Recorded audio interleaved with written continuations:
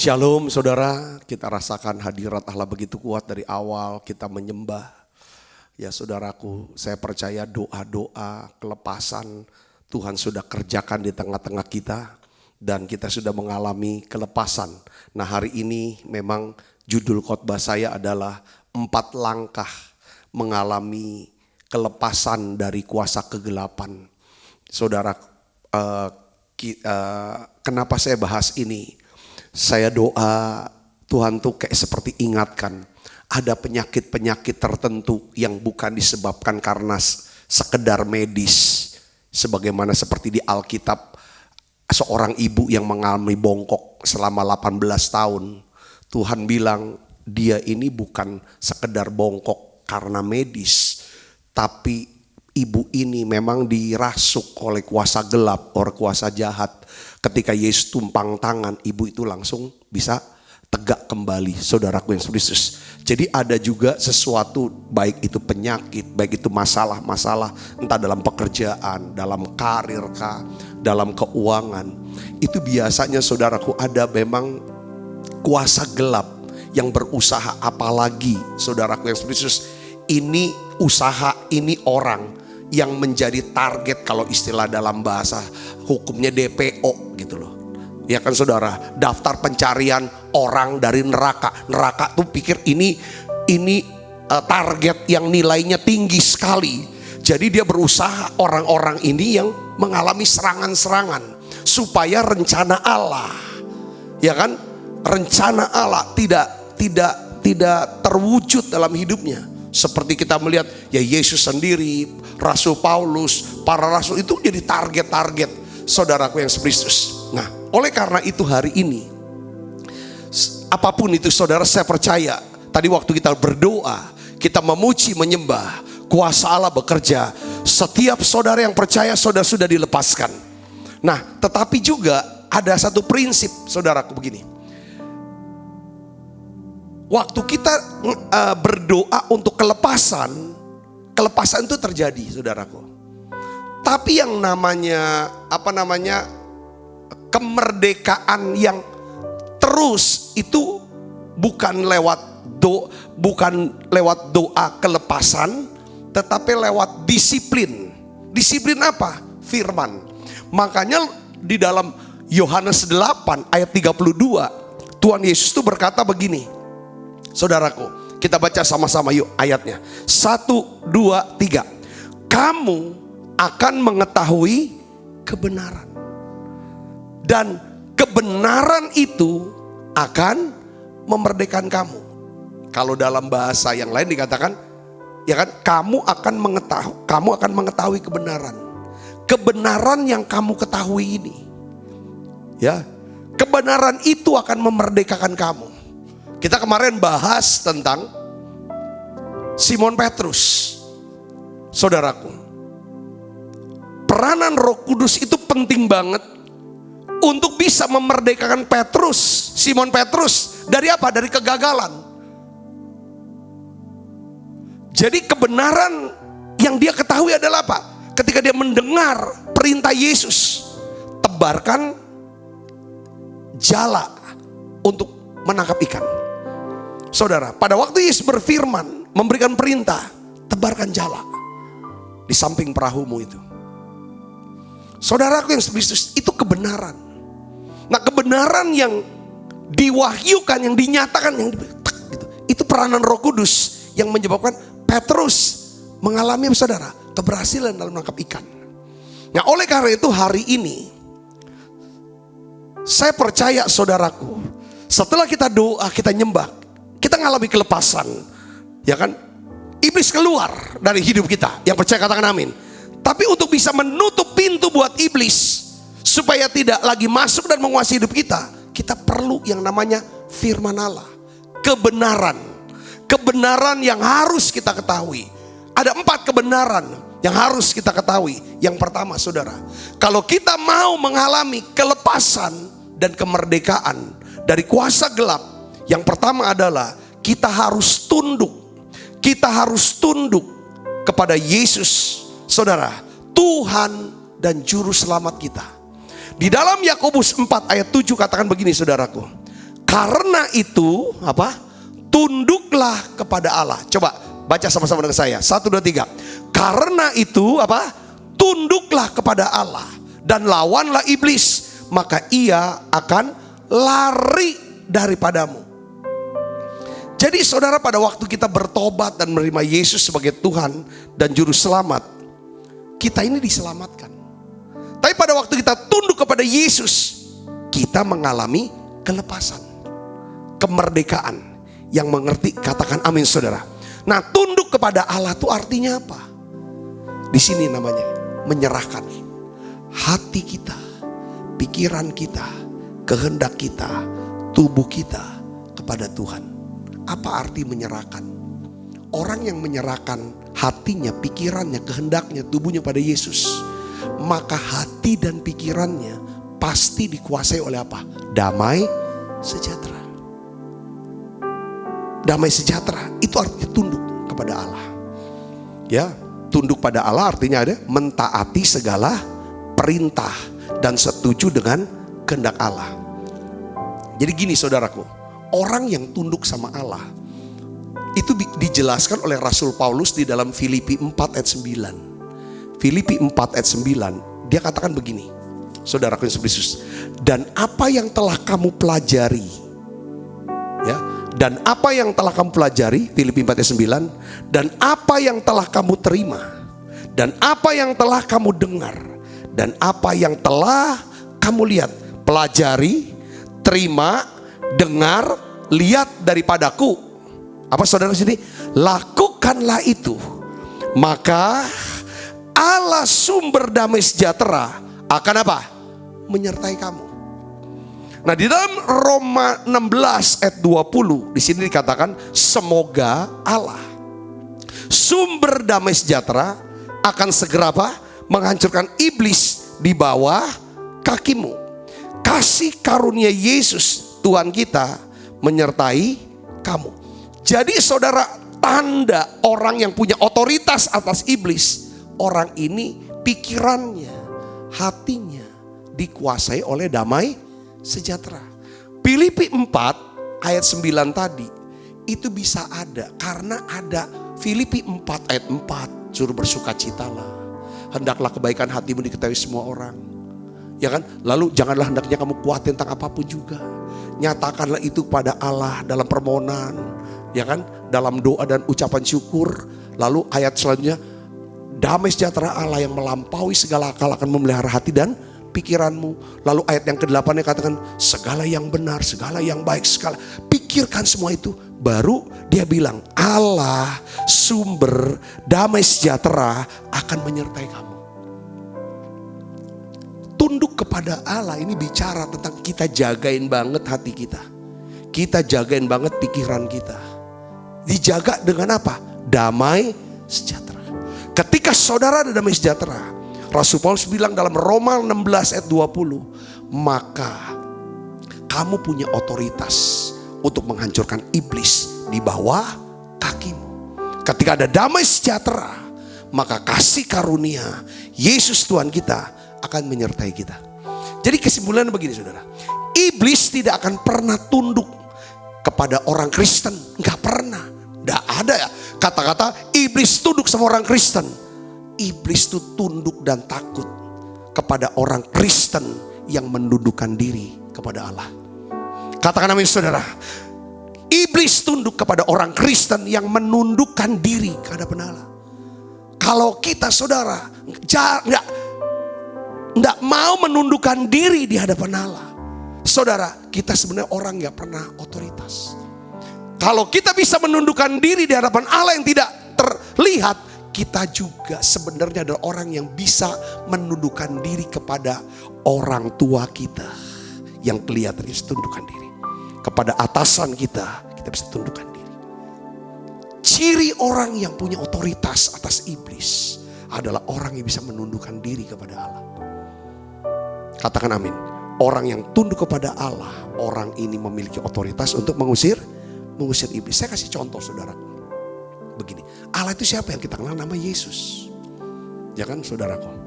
Di dalam Yohanes 13 ayat 2, saya tadi pagi dapetin ayat ini. Ini orang dekat sama Yesus. Kemana Yesus ada, orang ini ada. Dan orang inilah yang ngurus segala kebutuhan Yesus. Saudara, kalau Yesus khotbah, pasti dia duduk paling dekat dari Yesus. Di kerumunan orang banyak, dia VIP duduknya, saudaraku. Siapa namanya? Yudas Iskariot. Dia lihat Yesus hardik badai. Dia lihat Yesus bangkitkan orang mati. Dia lihat Yesus sembuhkan orang sakit. Dia dengar pengajaran-pengajaran yang Yesus ajarkan. Dengar baik, saudaraku. Orang ini tapi tidak punya otoritas atas iblis. Nama orang ini siapa? Yudas Iskariot. Di dalam Yohanes 13 ayat 2 katakan begini. Mereka sedang makan bersama. Dan iblis telah membisikkan rencana dalam hati Yudas Iskariot, anak Simon, untuk mengkhianati dia. Pertanyaannya sekarang gini, sudah timbul. Mengapa Yudas Iskariot, orang yang selalu bersama Yesus, orang yang dekat secara fisik dengan Yesus, tidak memiliki kuasa untuk membungkam iblis yang telah membisikkan rencana jahat dalam hatinya? Kenapa? Makanya saya bilang hubungan beda dengan keintiman. Secara fisik Yudas dekat sama Yesus, tapi secara batin, saudara, sebenarnya dia jauh dari Tuhan. Saya gak mau juga saudara tuh dekat sama pendeta secara fisik, selalu hadir badannya di gereja, tapi sebenarnya kok gak ada otoritas gitu atas iblis. Kita lihat saudaraku, alasannya tuh apa? Kenapa Yudas tidak? Karena Yudas tidak pernah menyebut dan menyambut Yesus sebagai Tuhan. Tidak pernah dia nyebut. Coba saudara ceklah. Yang lain-lain nyebutnya Tuhan. Dia tidak pernah nyebut. Dia hanya nyebut dan mengaku Yesus sebagai apa? Rabi, sebagai guru. Yudas Iskariot seorang tidak pernah tunduk, tidak pernah menghormati Yesus. Saudara, buktinya ketika Yesus dihormati oleh seorang perempuan berdosa yang bernama Maria, dia sedang dihormati. Buktinya apa? Sedang disembah, sedang diberi persembahan yang terbaik. Lewat air mata, lewat rambutnya dia bersihkan, lewat minyak yang harganya mahal. Saudaraku, dia komentari. Dia komentari orang yang sedang hormati Yesus, orang yang sedang menyembah Yesus, orang yang sedang membawa persembahan pada Yesus. Dia komentari. Komentarnya apa saudara? Dia bilang begini, Yohanes 12 ayat 4-5. Tetapi Yudas Iskariot, seorang dari murid-murid Yesus yang akan segera menyerahkan dia, berkata apa? Mengapa minyak narwastu ini tidak dijual 300 dinar dan uangnya diberikan kepada orang miskin? Saya bisa bayangin. Dia mau ngomong dengan bahasa sehari gini. Buat apa kasih uang ke dia? Ke Yesus. Kasih ke yang lain. Lebih pantas. Kayaknya Yesus tuh gak pantas tuh terima persembahan. Yesus gak pantas menerima penyembahan. Ini saudara orang, sehingga orang ini gak punya otoritas. Saudara yang Kristus, dia tidak hormati Yesus. Dan juga dia tidak takut, tidak tunduk sama Yesus. Buktinya apa? Ayat yang ke-6, Yohanes 12 ayat 6 katakan begini saudaraku. Hal itu dikatakannya bukan karena ia memperhatikan nasib orang-orang miskin, melainkan karena ia seorang apa? Pencuri. Ia sering mengambil uang yang disimpan dalam kas yang dipegangnya. Seringkali saudara, orang-orang tipe ini untuk menenteramkan hatinya, dia pasti komen, dia kasih komentar orang-orang yang murah hati. Buat apa bantu-bantu? Buat apa beri-beri? Orang yang kikir, orang pencuri seperti Yudas, yang tidak pernah menghormati, tidak pernah tunduk kepada Tuhan, adalah orang-orang yang suka mengomentari orang-orang yang sedang menyembah, membawa penyembahannya, membawa persembahannya kepada Tuhan. Orang ini, saya berdoa, kalau saudara mau punya otoritas pada Allah, hormati Tuhan, tunduk kepada Tuhan. Tanda kita menghormati adalah apa? Bawa penyembahan kita, bawa persembahan kita. Saudara yang bisnis, saudara yang sudah bekerja, kita tahu bahwa biasa dalam hal memberi dan menerima sebagai bentuk saling menghormati. Ketika saudara diundang, saudaraku, diundang ke satu pesta pernikahan daripada anak sahabat saudara, anak daripada keluarga saudara, sebagai bentuk rasa hormat, saudara menghargai, pasti saudara berikan waktu, saudara datang. Yang kedua, saudara akan bawa angpau, uang itu. Itu bukan untuk apa? Ini sebagai bentuk rasa hormatnya. Ketika ada seorang bilang, buat apa kamu kasih angpau? Buat apa? Saudara, kau datang gak bawa apa-apa. Memang dia tidak harap apa. Uang kita gak diharap. Tapi persembahan pemberian kita, itu bentuk daripada rasa hormat kita pada dia. Tadi satu teman, sesama hamba Tuhan, yang satu sedang membangun. Saudara, teman yang satu menyumbang, memberi beberapa sak semen. Dia bilang, saya mengasihi, makanya saya memberi. Itu bentuk penghormatan, menghargai. Yang mengerti katakan amin. Saudara mau punya kelepasan atas kuasa gelap, harus ada otoritas. Kita mau lepas dari kuasa gelap, dari ikatan, harus ada kuasa. Kalau nggak ada kuasa, tidak bisa. Kuasa itu ada kalau kita bisa tahu untuk tunduk kepada Allah. Yang mengerti katakan amin. Tanda seorang tunduk pada Allah, hidupnya, pikirannya, hatinya penuh dengan apa? Damai, sejahtera. Yang ngerti katakan amin, saudaraku. Ya kan? Nah, yang kedua, kebenaran yang kedua, bagaimana kita bisa punya kuasa atas iblis, saudaraku. Yang kedua adalah kita harus mengerti makna kasih dan pengampunan Allah. Kita harus mengerti nih makna kasih dan pengampunan Allah. Kalau kita ini harus bertumbuh, saudara, harus bertumbuh dalam pengertian, saudara, perasaan dan tindakan kasih dan pengampunan. Makin saudara dalam dengan kasih dan pengampunan Allah, makin besar saudara merasa dikasihi, merasa semakin besar kita merasa paling diampuni, paling besar diampuni, paling banyak yang diampuni, maka semakin besar kemampuan kita untuk mengasihi Allah, semakin besar kemampuan kita untuk mengampuni orang yang bersalah sama kita. Yang ngerti katakan amin. Ini penting, saudara. Saya punya pengalaman dalam hidup saya, saudara, dalam pelayanan. Ketika saya berdoa untuk doa pelepasan orang yang terikat dengan kuasa gelap, saudara, kayaknya dirasuk sama kuasa gelap.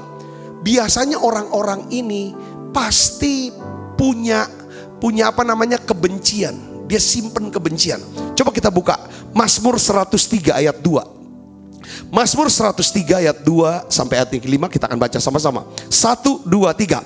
Pujilah Tuhan, hai jiwaku, dan janganlah lupakan segala kebaikannya. Ini pesan saudaraku.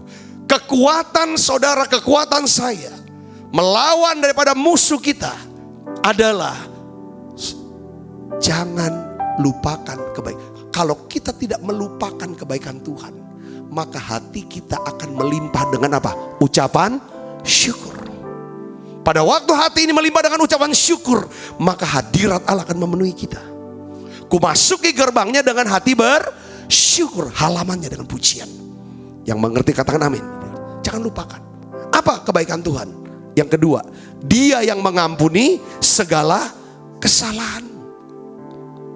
Kalau Dia mengampuni kesalahan kita, artinya Dia membebaskan kita dari apa?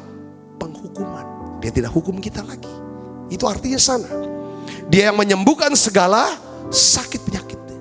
Jadi ada kaitan pengampunan dengan kesembuhan.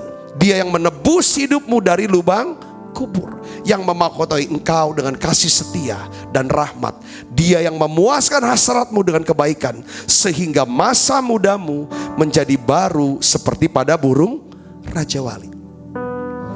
Tuhan tuh mengampuni segala dosa kesalahan kita karena Tuhan mengasihi kita. Katakan amin, saudara. Tuhan juga ingin kita hidup dalam kasih-Nya. Kita bisa hidup di dalam kasih Tuhan dengan apa? Mengampuni setiap orang yang bersalah dan yang telah melukai kita. Katakan amin. Kenapa saudaraku ini harus ini?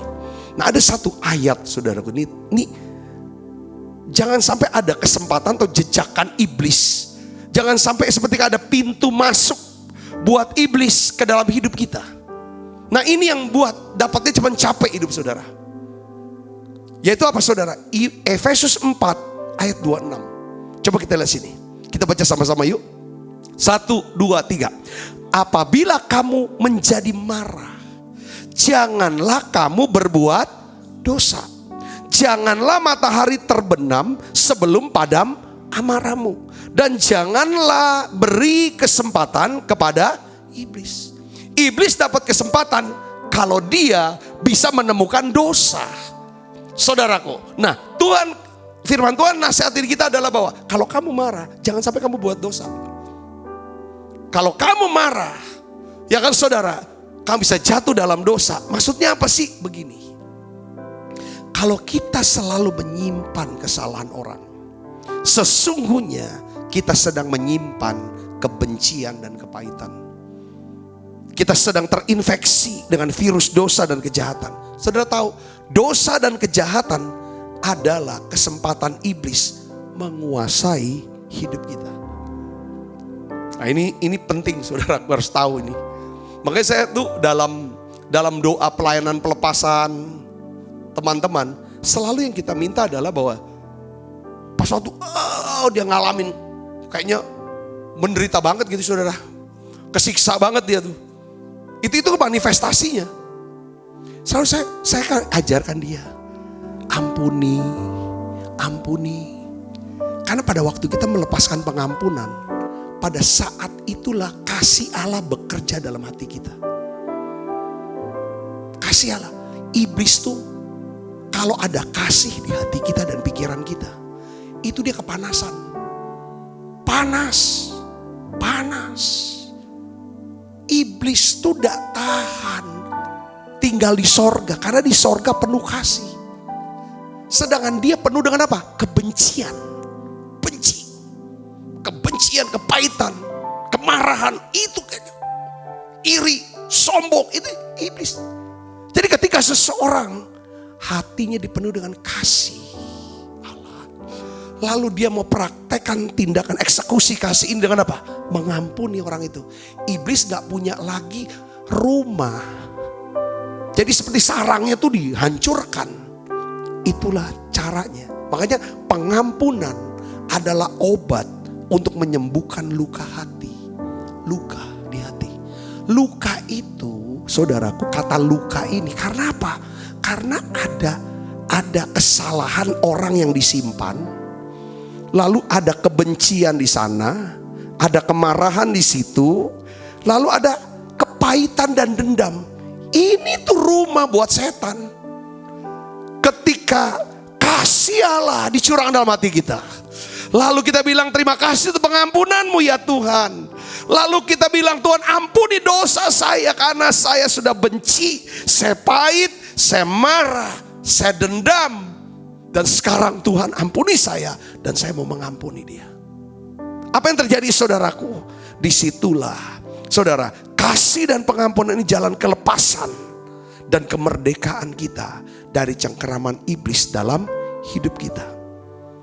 Jadi saat kita mengampuni, kita sedang hidup dalam kasih. Ketika kita hidup dalam kasih, kuasa Allah bekerja membebaskan kita dari segala kuasa iblis. Karena iman bekerja oleh kasih. Kasih ini dimanifestasikan lewat apa? Pengampunan. Saudaraku, iman itu kan kuasa Allah bekerja karena ada iman. Iman bekerja oleh kasih. Kasih ya kan dimanifestasikan lewat apa? Pengampunan. Berhenti marah saudara, udahlah, jangan. SP3, tutup kasusnya, selesai. Katakan amin. Berada di dalam hadirat-Mu lebih berharga dari 1000 hari. Berada di dalam hadirat-Mu ada mujizat dan anugerah-Mu. Setiap langkahku ada di matamu. Kau yang atur, berjenjakkan anugerah. Tak kau biarkan ku jalan sendiri. Percayaku sepenuhnya di dalamku. Makanya tuh ada kata-kata ya, praise brings breakthrough. Saudara, ya kan? Peres menghasilkan Yehuda. Yehuda menghasilkan Peres. Yehuda anaknya Peres ya, dari Tamar. Oke saudara. Yehuda memperanakan Peres. Kata Yehuda itu praise. Saudara, sedangkan Peres artinya breakthrough, terobosan. Saudaraku yang precious. Kita lihat di sini. Ketika saudara mulai naikkan nyanyian pujian, saudara, apa yang terjadi? Allah bertahta di atas pujian kita.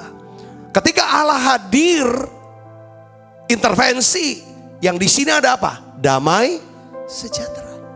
Damai sejahtera kuat. Yang ngerti katakan amin, saudara. Damai sejahtera ini kuasa untuk melawan iblis. Di situ saudaraku. Makanya kemampuan kita untuk mengampuni, kemampuan kita udah berhenti marah, kemampuan kita untuk nggak pahit lagi, nggak benci lagi. Di mana? Praise, nyembah. Kita nggak bisa nggak pahit, daging kok, nggak bisa nggak marah. Siapa ya? Kau lihat kayak begitu. Tapi pada waktu saudara dan saya diserang dengan kemarahan, diserang karena pada waktu kita marah sampai meluap marah, di situ kita berdosa. Itulah kesempatan iblis ikat kita. Apa yang harusnya jatah berkat yang Allah sediakan buatnya, ketahan. Dia kan pendakwa, dia bisa mendakwa. Ini dia nggak layak, nggak pantas. Karena di hatinya itu ada dosa. Dosa apa? Kebencian, kemarahan, kepahitan. Tidak bisa Tuhan, tidak bisa. Itu yang lepas terus, nggak ada kekuatan. Maka kita perlu yang namanya kuasa dinamis, kekuatan untuk memperoleh kekayaan. Dimulai dari kekuatan untuk melakukan mujizat. Mujizat apa? Yang menang atas iblis dong, mujizat itu. Yang ngerti katakan amin saudara. Ini konsep ini harus ada. Saya secara pribadi sebagai hamba Tuhan, saya pegang ini. Saya tahu kebenaran, karena kebenaran yang kita ketahui, kebenaran ini akan memerdekakan kita. Jangan sampai saudara kehilangan uang menyebabkan saudara, menyebabkan iblis punya pijakan dalam hidup kita. Kenapa? Kehilangan uang karena ditipu, karena utang gak dibayar, hilang karena ya memang hilang. Tapi di sini jadi marah, ini benci, ini dendam, dosa. Itulah iblis punya kesempatan, punya rumah. Yang ngerti katakan amin. Mau sampai kapan? Saudaraku, seberapapun. Kadang-kadang ya bukan berarti kita ya udah nggak usaha untuk cari balik, ambil balik uangnya. Lakukanlah, tetapi dalam suasana hati yang dipenuhi dengan apa? Damai sejahtera. Yang ngerti katakan amin. Bukan berarti udah ini kan enggak, bukan itu poinnya. Saudara, damai enggak? Kalau kita tuntut dia, masukin dia banyak, kita di sini. Kalau dia damai, ya damai jalan. Itu loh mungkin cara untuk dia bisa balikin. Lapor polisi, dia bisa balikin uang kita. Kalau dana, ini teknis-teknis yang semuanya bukannya seperti untuk berlaku. Tapi Tuhan tuh punya urusan masing-masing buat setiap kita. Yang buat saya, ya udah anggap bebas. Buat yang lain, iya. Tapi kalau memang dituntut, silakan. Bukan apa? Oh nanti kebiasaan segala macam. Kerangkanya adalah di sini harus ada damai sejahtera ini. Karena bilang, semoga Allah sumber damai sejahtera menghancurkan iblis di bawah telapak kaki. Itu kata kuncinya di sini. Kekuatan kita. Pertama kita harus tunduk pada Allah. Kedua kita harus mengerti tentang hidup dalam kasih dan pengampunan Allah. Kita harus hidup dalam kasih. Bukan kita yang ngampunin. Tapi gini. Ya ampun, masa sih aku nggak mau ngampunin dia. Sedangkan Tuhan tuh udah ngampunin tuh udah banyak banget sama aku. Hukuman apa sih atas kesalahan dia yang harus saya jatuhkan? Sedangkan salah saya, hukumannya jatuhkan apa? Api neraka. Tapi saya dibebaskan. Itu yang pengertian-pengertian ini, yang kita ketahui kebenaran, ini yang kita ketahui. Ini yang memerdekakan kita dari ikatan apa? Iblis. Saya bisa ngerti, katakan amin saudara. Kan intinya kan bahwa kita dibebaskan dari hukuman kekal. Karena salah kita. Sekarang karena salah kita diampunin, lalu kita dibebaskan dari hukuman itu. Nah sekarang orang salah sama kita. Kalau kita bawa ke pengadilan, hukumannya apa? 1 tahun tidak sesuai. Kita ini kekal. Ya sudah, dia sudah ngampunin, masa yang 1 tahun. Itulah yang perumpamaan. Ada orang yang sudah dibebaskan berapa? 10.000 talenta. Saudara, 10.000 talenta. Bebas dia sama raja itu. Lalu dia ingat setelah bebasan, dia cari orang yang utang sama dia berapa dinar? 100 dinar. Saudara, lalu dia hukum dia segala macam. Akhirnya yang dibebaskan 10.000 talenta dihukum sama Algojo. Jadi ini penting saudara, kebenaran ini kita harus kuasai kebenaran ini. Pertama tunduk pada Allah ya tunduk sama orang tua, hormati orang tua, hormati hamba Tuhan, hormati guru, hormati pemerintah. Itu bagian kerangka dia tunduk kepada Allah. Yang ngerti katakan amin saudara. Yang kedua hidup dalam kasih dan mengalami. Yang ketiga adalah gini.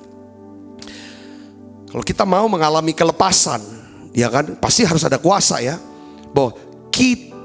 Bahwa kita mengalami kelepasan itu oleh pewahyuan. Oleh pewahyuan.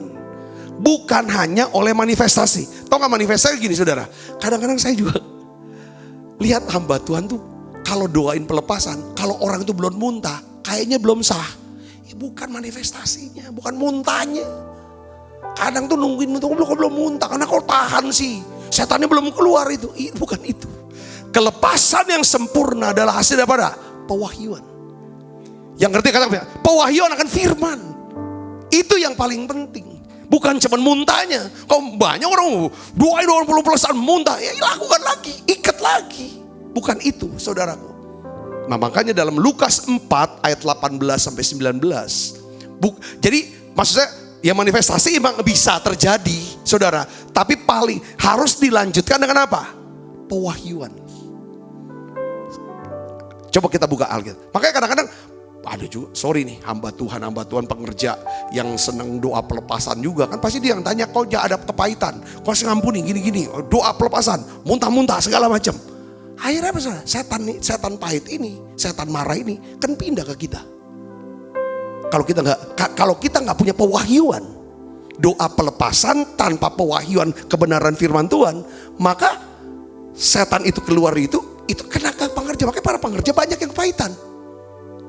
Saudara, banyak yang pada gereja pada jadi kocar-kacir dibuat saudaraku. Jadi bingung. Nah ini yang harus kita tahu bahwa pewahyuan itu penting. Makanya pewahyuan itu apa maksudnya Pak? Baca Lukas 4 ayat 18-19. Ini yang saya akan jelaskan sini. Saudaraku. Roh Tuhan ada padaku. Ini Yesus yang berkata ya.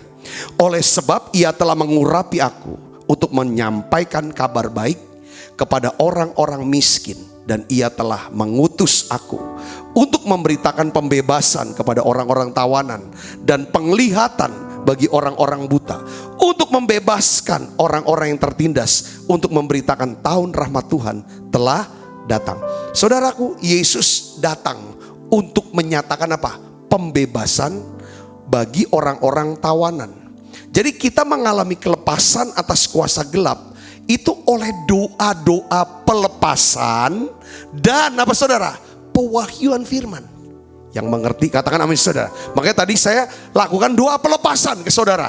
Tadi waktu kita doa nyembah kuasa Allah, saya berdoa untuk saudara supaya saudara mengalami kelepasan. Yang ngerti katakan amin. Nah setelah itu saya mengajar firman ini supaya saudara dapatkan pewahyuannya. Pertama harus tunduk kepada Allah. Tunduk pada Allah artinya, saya ulang lagi saudara, lakukan apa yang menjadi perintah Tuhan. Salah perintah, hormati orang tua, hormati ini dan lain sebagainya sudah bahas. Ya, yang ketiga pewahyuan. Maksud saya gini saudaraku. Saudara harus tahu ya tentang pertobatan dan penyesalan. Ya, pertobatan akan membebaskan kita dari cengkraman iblis, pertobatan. Tapi penyesalan itu cuma menguatkan cengkraman iblis dalam hidup kita. Penjelasannya gimana? Jadi pertobatan itu berbeda dengan penyesalan. Orang bertobat pasti dia menyesal. Tapi orang menyesal belum tentu bertobat. Kenapa? Karena pertobatan artinya apa saudara? Dia mengerti bahwa dia sedang berada di arah yang salah, menuju kehancuran dan kematian kekal. Kemudian dia keluar dan berbalik arah yang menuju keselamatan dan hidup yang kekal. Itu namanya pertobatan. Penyesalan, dia ngerti bahwa sedang berada di arah yang salah, menuju apa? Kehancuran dan kematian kekal. Namun dia tidak pernah mengambil keputusan untuk apa? Keluar dan berbalik ke arah yang benar. Contohnya gini saudara. Saudara udah tahu. Gini, saudara keluar dari satu misalnya saudara keluar kantor nih. Kalau kita nih di sinilah Gereja Betel Indonesia Musi Palem Indah, kita keluar jalan, itu jalan Mangkunegara. Di situ ada angkot yang mengarah ke Kenten Sako, ada angkot yang mengarah ke Patal Pusri. Sedangkan kita tuh mau pulang, rumahnya kita di Veteran, harus ngambil angkot nyebrang jalan langsung ke sana. Tapi saudaraku, kita ini tidak nyebrang jalan, kita naik angkot yang arah ke Kenten Sako. Dengar baik, disitulah kita sedang salah arah. Kita salah. Tiba-tiba kita ngerti arahnya salah. Orang yang menyesal, dia ngerti arahnya salah. Tapi dia tetap naik angkot ke arah yang salah sampai Kenten Sako. Itu menyesal. Saya bisa ngerti. Arahnya salah menuju kehancuran dan kematian kekal. Itu cuma menyesal. Contohnya siapa? Yudas Iskariot. Pada waktu dia mengkhianati Yesus, pada waktu dia menjual Yesus, pada waktu dia lihat dan dia sadar bahwa Yesus itu disiksa habis. Yesus terbuang sampai naik ke atas kayu salib. Dia tuh sadar dia salah. Tapi dia tidak pernah merubah pikiran dia untuk datang kepada Yesus. Dia teruskan ke arah, dia cuma menyesal tapi tetap berada di Allah yang salah. Yang itu saudara, frustrasi, bunuh diri. Itu menyesal. Tapi Petrus dia bertobat. Orang yang bertobat dari apa? Naik angkot yang salah. Salah nih arah. Berhenti. Mang, sopir, stop. Saya salah nih, salah arah. Keluar dari angkot itu, nyeberang jalan, ambil angkot yang benar. Itu namanya bertobat. Saudara bisa mengerti ini, katakan amin. Ini bicara tentang, ya kan? Jadi dua hal ini yang namanya pewahyuan. Kemarin kita dapat kesempatan menerima beberapa polisi. Jadi program Kapolda Sumatera Selatan adalah untuk memberikan semacam pembinaan kepada anggota yang kena narkoba. Ada sekian orang, saudaraku, dan rupanya ada orang Kristen, sekian orang yang akhirnya dititip di sini. Saya bicara sama Pak Direktur Narkoba Polda, sama jalan ngobrol, cerita banyak hal, saudaraku. Jadi Pak, ini untuk pembinaan kita mau bikin supaya mereka tuh bisa bebas dari narkoba. Bagus ya, programnya bagus banget saudara. Mereka tuh ceritain begini. Jadi apa Pak programnya? Ya, pertama dikasih ceramah, cerita tentang bahaya narkoba. Yang berikutnya setelah itu suruh mereka pilih. Ya kan, sekarang kalau kamu tobat, kamu tetap jadi polisi.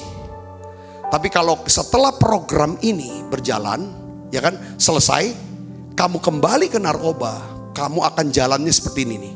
Jadi rupanya anggota-anggota itu saudara dibawa kemana? Pertama-tama dia bilang begini, kalau kamu gak tobat dan ditangkap nih karena kena narkoba, maka kamu akan tempat pertama kamu akan ada di sini. Di mana itu? Lembaga Permasyarakatan Merah Mata. Jadi di situ di penjara. Dia cerita sama saya, beliau cerita, Pak tahu kan Pak kalau polisi ya kan masuk penjara, itu sambutannya seluruh penjara menyambut dia. Dia bilang itu. Sambutannya apa? Bau gementah. Dia bilang gitu. Wah ini kita kasih tahu polisi yang masuk penjara ini. Lalu kesaksian ada polisi yang masuk penjara 14 tahun karena narkoba. Cerita semua segala macam. Jadi kita mau kasih tahu anggota-anggota yang kita bina nih sekarang dalam masa rehab. Ini loh penjara, ini loh orang yang bersaksi. Ini dia polisi juga, bekas polisi. Sudah dipecat, ya habis semua hartanya, ditinggal keluarganya hilang semua dan tidak punya apa-apa lagi. Tidak ada lagi. Lihat ini, kalau kau tetap, ini lihat jalannya ke sini. Habis dari penjara pasti kamu keluar. Kau keluar lalu dibawa saudara kemana? Ke Bom Baru, pelabuhan Bom Baru. Di situ ada bongkar angkut daripada pupuk Sriwijaya. Itu amoniak, bau amoniak. Suruh mereka, dia bilang 1 ton dapat 10.000 rupiah. 1 karung 50 kilo. Suruh anggota-anggota yang kena narkoba ini, saudara, yang mau lagi sedang diinikan, ikut program ini. Suruh angkut, saudara. Namanya karung-karung 50 kilo itu. Sampai 1 ton dibayar dia 10.000. Kau lihat enak jadi polisi apa jadi kuli angkut? Ujungnya kau udah keluar dari sini kalau nggak bertobat. Terus lagi saudara, habis dari Bom Baru dibawa kemana? Ke tempat pembuangan sampah katanya. Tempat pembuangan sampah. Suruh jadi pemulung tukang sampah di sana. Lalu dibayar berapa? Enak jadi polisi apa tukang sampah. Selesai itu saudara, apa terakhir? Rute terakhir. Dibawa ke tempat pemakaman umum Kebon Bunga. Di situ ada nama polisi-polisi itu saudaraku yang narkoba itu. Namanya, gambar, nama siapa, lahir, tanggal berapa, bulan berapa, tahun, matinya masih dikosongin. Dan itu ada gambar foto dia. Itulah batu nisannya, itu nisan kamu. Kalau kamu tidak berubah, kamu sudah tahu rutenya. Penjara, Bom Baru, kuli pelabuhan, tukang pulung sampah, lalu matinya seperti ini. Tapi kalau kamu keputusannya adalah kamu merubah rute. Kamu bisa rubah rute. Kamu tetap jadi polisi, mengabdi untuk masyarakat, dan nama kamu akan harum. Saudaraku yang kemarin hari Minggu penutupan. Ya saudara, dari 6 orang, berapa orang yang baptis? 3 orang ambil keputusan untuk dibaptis. Di sini kita bisa melihat tentang apa saudara? Perlunya perubahan pikiran. Karena pertobatan bicara tentang apa? Perubahan pikiran. Makanya untuk menjadi manusia baru, untuk bisa mengalami kemenangan, kelepasan, Roh Kudus, Alkitab katakan kita harus diperbarui dalam roh dan pikiran kita. Kita harus punya pikiran. Kalau aku terus lanjutkan ini, ujungnya aku kemana?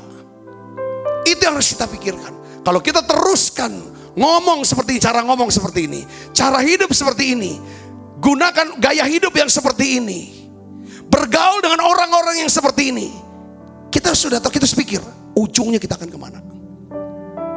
Ketika saudara ambil keputusan bertobat, saudara ada apa? Tahu salah, lalu kita putar balik.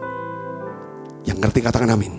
Kelepasan itu artinya lewat apa? Pewahyuan, bukan cuman manifestasi. Yang keempat, saudaraku, ini dia kebenaran yang keempat. Ingat saudara, Tuhan sudah membuka pintu. Tetapi kita harus keluar dari apa? Dari penjara itu. Yang ngerti katakan amin. Yohanes 8 ayat 36 saudara mengatakan begini.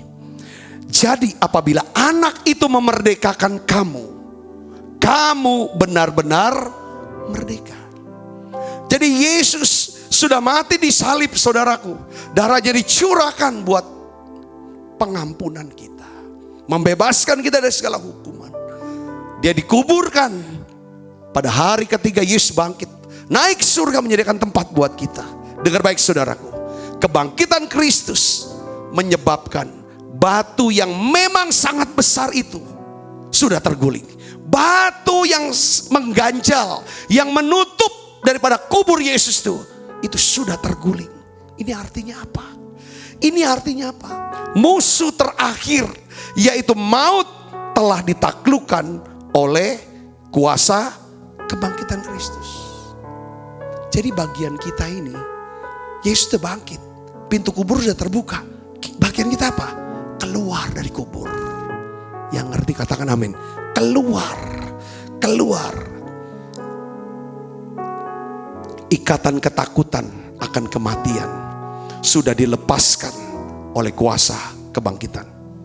Ibu bapak saudara yang sekaligus, di dalam Kisah Para Rasul pasal 12 itu dikisahkan Petrus ditangkap karena memberitakan Injil oleh Herodes. Saudara, dia dipenjara, lalu kedua tangannya dibelenggu, kedua kakinya dibelenggu, lalu ada dua penjaga menjaga daripada Petrus pada waktu itu, saudaraku. Dan esok harinya Petrus akan divonis, ya kan, mungkin hukuman mati. Karena hari ini, saudara, hari sebelumnya yaitu Yakobus dihukum mati. Saudara lihat di sini, apa yang dibuat, saudaraku? Tuhan, oleh karena jemaat berdoa untuk Petrus, Tuhan mengutus malaikat datang mengunjungi Petrus, lalu membuka pintu penjara, saudara. Lalu Tuhan memerintahkan Petrus untuk apa? Bangkit dan keluar dari ruangan penjara. Tuhan sudah membuka pintu penjara buat saudara, buat saya. Katakan amin, saudaraku. Tuhan sudah membuka pintu penjara itu lewat kebangkitannya untuk saudara dan saya. Yang percaya katakan amin. Tetapi Dia memerintahkan kita untuk keluar dari penjara itu. Seperti Dia perintahkan daripada Lazarus untuk keluar dari kubur itu. Dan meminta setiap orang-orang membuka ikatan daripada Lazarus itu. Penjara adalah pola pikir kita yang salah. Penjara adalah kebiasaan buruk kita. Penjara bisa juga namanya pergaulan buruk kita. Bagian saudara dan saya adalah apa? Kita harus berdoa melangkah keluar dari penjara kehidupan kita. Saya berdoa biarlah saudara diberkati oleh firman Tuhan hari ini. Yang pertama, tunduk kepada Allah. Saudara harus mengerti betapa besar kasih dan pengampunan Allah dalam hidup kita. Kita butuh yang namanya pewahyuan, ya kan? Bukan cuma manifestasi. Yang keempat, ini waktunya kita tinggalkan. Mari tinggalkan hidup yang lama. Mari kita hidup dalam kemenangan, hidup dalam damai sejahtera, hidup di dalam sukacita. Mari kita beri tepuk tangan yang meriah buat Yesus.